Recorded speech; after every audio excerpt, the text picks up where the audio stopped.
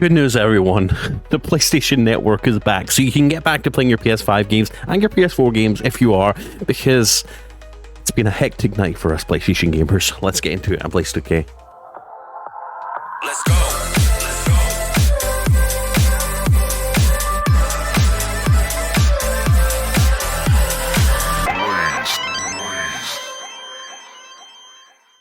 Before we dive into the absolute mess that happened last night with the PlayStation Network affecting millions of PlayStation gamers, I just want to give a shout out to the list down below in the video description of the best PlayStation accessories. Whether you're getting a PS5 Pro or you already have a PS5 and you're just wanting to get some really cool stuff for it, I've put a link to a list of all the best PS5 gear you can get, all stuff that I use myself, that I've bought, that I own, and stuff that I recommend out there, like the LG C3 OLED TV, which is way better than the PS5 Pro upgrade will ever be as far as visuals are concerned. Believe me, take my word for it. Get yourself one of these TVs while it's on sale. It is amazing.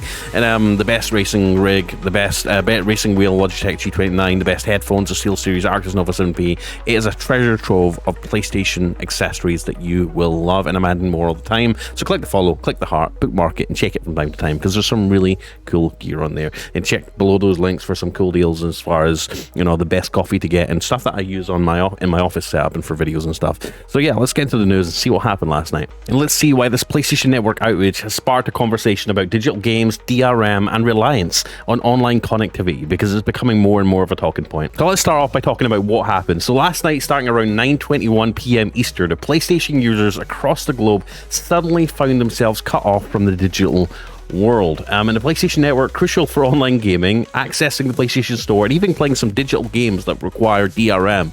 Damn DRM. It all basically went dark, and for hours, literally hours, gamers couldn't connect, causing a massive stir among the community, as you'd expect, right? The outage lasted well into the early hours of today, October 1st, which is nuts, overnight. I mean, imagine if you took the day off work yesterday, right? You got home, you got chilled, chillaxing on your sofa, you got a drink, a beer, whatever, right? And you're like, I'm going to play PS5. I've got the day off tomorrow, or I've got the rest of the day off tonight. Maybe I'll work the night shift, but I got the day off tonight, so I can sit down, chill, play some games. Well, guess what? PlayStation says no, because their network's down, and it was down all night into this morning, as I said, and it left many people to speculate wildly about causes, from potential hacks reminiscent of the infamous 2011 breach to simple server issues, right?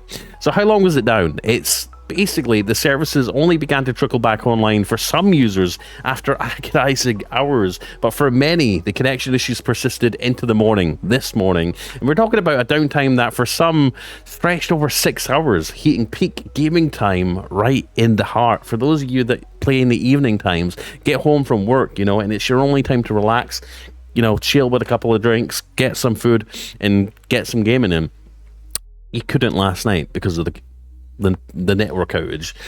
So let's start off with the lack of communication from Sony's end. So here's where things get a little bit messy. Sony, in their usual style, were pretty tight-lipped about what was going on. I mean, we know what Sony's like. Just look at the PS5 Pro 30th anniversary release. Completely stum the whole time. There was no immediate explanation, just a standard acknowledgement that on the stats page that the services were experiencing issues, and this led, obviously, as you'd imagine, as far as the community is concerned, to a lot of frustration and speculation, and an absolute avalanche of posts on platforms like X, Reddit, where users were sharing their experiences and theories about what went wrong. And now I want to touch on something really briefly as far as digital games, DRM, and online gaming is concerned, because this impacts a lot of people. And now that we're moving forward towards digital-only gaming, obviously digital games, reliance on DRM, relying on an internet connection, and relying on server connectivity like the PlayStation Network to get access to our games, to buy games, to download games. It's a stark reminder of how fragile the digital ecosystem is, right? And here's why it matters. So let's start off with digital games. So if you've gone all digital, and outage like this means you're literally locked out your library, games that you've paid for, which require online check-ins due to DRM, digital rights management, for those that don't know what DRM is, becoming inaccessible. It's like having a bookshelf that vanishes when the internet blinks, if you want to put it that way, right? Let's say you've got a bookshelf, you've got a bunch of books, and you're like, okay, I've just got home from work, let me go read that book, and all of a sudden, poof, all your books just disappear, and you're like, Where did they go? When are they coming back? And you're sitting there all night, so waiting for your books to come back. That's essentially a metaphor for what it's like.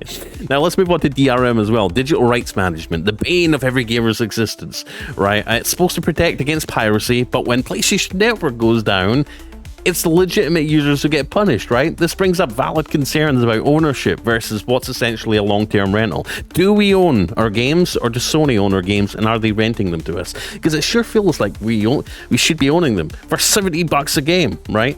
And let's move on to online gaming now. So for games that are online only or require a check-in, let's say Call of Duty Warzone, Call of Duty multiplayer, just online games in general, even single player games that have massive online components, it isn't just an inconvenience, it's literally a full stop. Titles like Destiny, The Division are turned into basically decorative icons on your dashboard because you can't access them. And a lot of these servers, even though a lot of them might be ran outside of Sony's thing, you still need to check into Sony, the PlayStation Network, to make sure you've got your PlayStation Plus, etc., to get access to those servers to play those online games.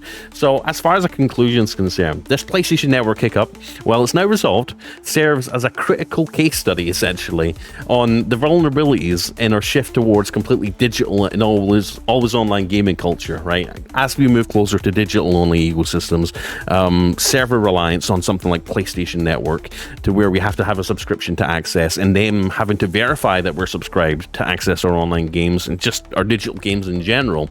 It's a double-edged sword. The convenience of digital downloads, online play, it's all well and good being able to switch between games, just hop online, do everything, download games, shop for games, download,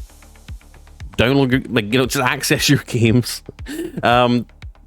It comes with a risk of not having access to your games, having your access remote to any moment for God knows how long, not because of your internet, but because of issues on the provider's end. So let's say there's an electrical outage at one of Sony service centers, or God forbid there's a hack, right? All your content, all the stuff you've paid for, all the stuff that you worked hard for and that you come home and want to enjoy, it could all be taken away at any moment, for however long. So what can we take away from this? Perhaps it's just time for gamers to go back to physical media. Less likely to happen. GameStop would love that, but no. It's time for companies alike to basically reconsider the balance between digital convenience and tangible assurance of physical media, and maybe, just maybe, companies like Sony could think about a more robust communication strategies for when and not if the next outage occurs. And obviously, they have Twitter, they have X, if you want to call it X or Twitter, it's up to you. They have social media, they have websites for people to go to. So at this second that these things happen, that the servers go down, PlayStation Network goes down, and we lose access to our content, they should be on there the second after saying, guys, we're investigating what's going on, hold on tight, we're working as hard as we can to get this going. I don't know whether it's they don't want to pay a social media manager or a communications person, they don't want to have them on the payroll for 24 hours a day. Maybe that's what it is. Maybe they're being cheap with this is $1 billion corporation. Why not? So these issues do tend to pop up and crop up late at night, and that doesn't mean we shouldn't get any communication as to what's going on, right? I mean, we're paying for a subscription. We're paying for PlayStation Plus. Should they even reimburse us? Should they reimburse PlayStation subscription costs? Maybe give us a day, a week extra on our subscription to make up for this? Something needs to happen, especially on the communication front. Anyway, let's just hope for better communication before we move on to reimbursement. But anyway, thanks guys for watching. I'm Blaze2K. Let's hope for more uptime than downtime in the future. And if you've got your own stories or thoughts about last night's blackout, please drop them in the comments down below. And it means a lot if you would hit the like on this video and subscribe and click the bell icon. If you want to support even more, consider clicking join, because we cover tech, we cover PS5, we cover PS5 Pro. We're doing a restock stream later this month now. Now we're into October 1st. October 10th, but we're going to be having the live stream go sometime live this week, I believe. So stay tuned. Click that bell icon to be notified. It's going to be fun. It's going to be a fun time just to chill out, come chat, chill out, and talk about PS5. And hopefully cop one of the 30th anniversary PS5 Slims on October 10th. I hope you'll join us. And stay tuned to this channel for the latest updates on PS5 and PS5 Pro, because I'm always here, and I'm trying to do my best. Even if it's a slow news day, I'll try to get something out for you guys. Anyways, I appreciate your time. I appreciate your comments. Thank you for being here. And yeah, stay tuned for more updates on the gaming world at large. Stay gaming, stay safe, and remember, the cloud has rainy days too, as corny as that might sound. So don't be too harsh on Sony. Love you guys. Bye. Let's go.